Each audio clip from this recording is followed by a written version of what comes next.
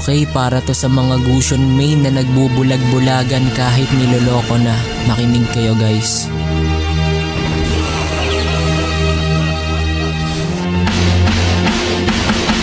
Maiinlab ako sa'yo kahit Gusion ko humandusay. Kahit sa panduduo ng iba dun ka mahusay. Daig ko pa si Parsa kung paano maging bulag.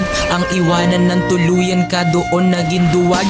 Ako lang naman kasi nakakatagal sa iyo. Siling na ang sinasaniban mo at hindi ako. Porket wala sa meta Gusion ay ganyan ka na. Nagagawa mo na rin na maki-emote dyan sa iba. Leto sawa pa man din halos galawan ko noon. Pero nang magbago ka natatanso na ko ngayon.